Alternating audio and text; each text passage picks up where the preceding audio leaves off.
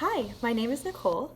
I teach 10th grade English in Kenosha, but I'm from Burlington, and I'd love to share part of the book Long Way Down with you today by Jason Reynolds.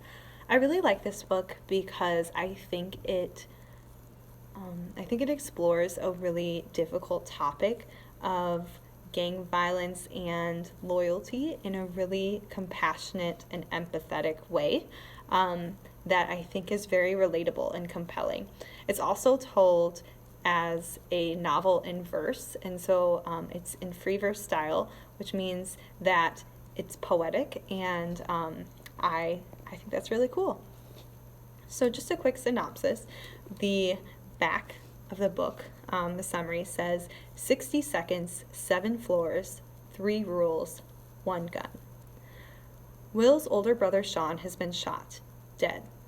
Will feels a sadness so great he can't explain it, but in his neighborhood there are the rules. Number 1, crying. Don't. No matter what. Number 2, snitching. Don't. No matter what. Number 3, revenge. Do. No matter what. But bullets miss. You can get the wrong guy, and there's always someone else who knows to follow the rules. So I'm going to start reading on page 161. It says, "My mother told me 2 stories about Uncle Mark. Number 1, he videotaped everything with a camera my grandmother, bought him for his 18th birthday.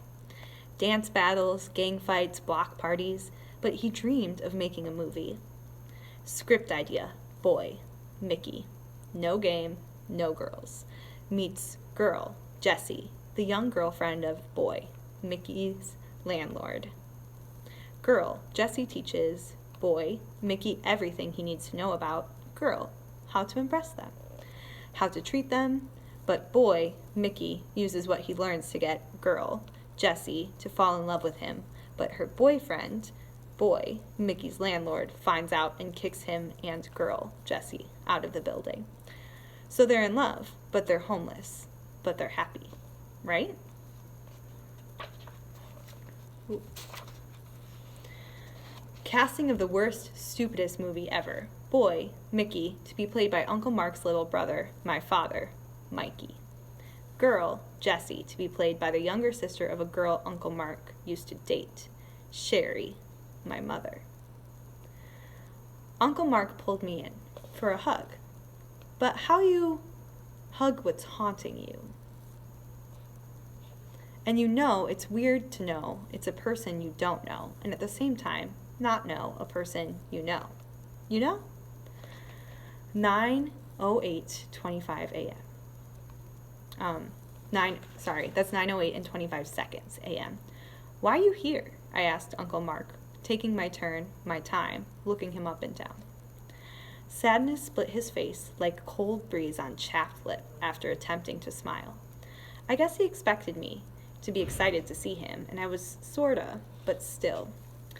With his hand, he brushed down the front of his shirt, smoothing out wrinkles, straightening himself out. Pants stopped just at the top of his dress shoes tied in perfect bows. Leather shiny, uncreased, like he ain't been walking. Brushed and brushed down his chest to stomach, down his thighs, then squatting, dipped a finger in his mouth and scrubbed the toe of his shoe, a smudge, not there. "A better question," he said, eyes up at me, "is why are you here?" Random thought number 2.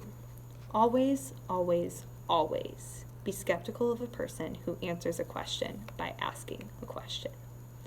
Usually, it's a setup. Anagram number 3. Cool equals loco.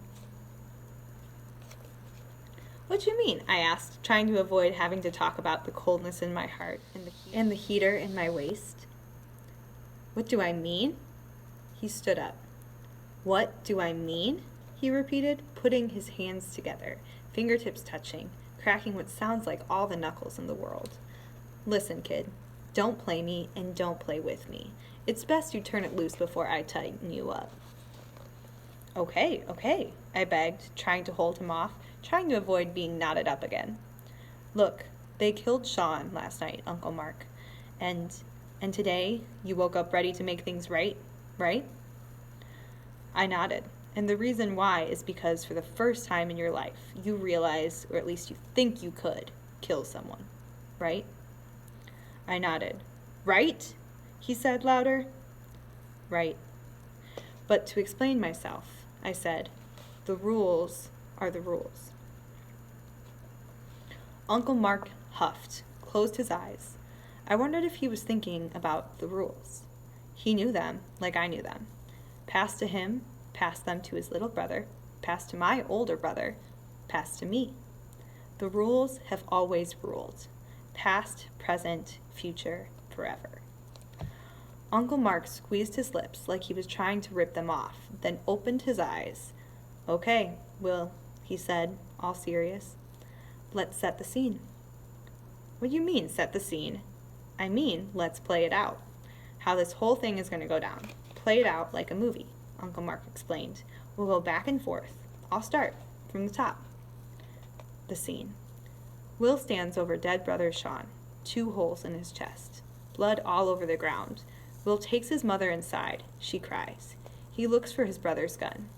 Will finds the gun, lies down, and thinks about the rules. No crying, no snitching. Always get revenge. The next day, he decides to find a guy who knows killed his brother. To find who he knows killed his brother, a guy named Riggs. Will gets in the elevator, goes down to the lobby, walks outside past his brother's blood on the concrete.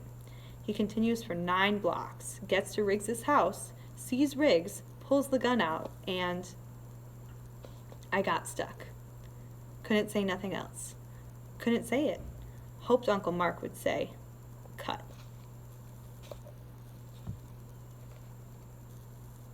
All right, I hope you enjoyed that. Thanks for listening.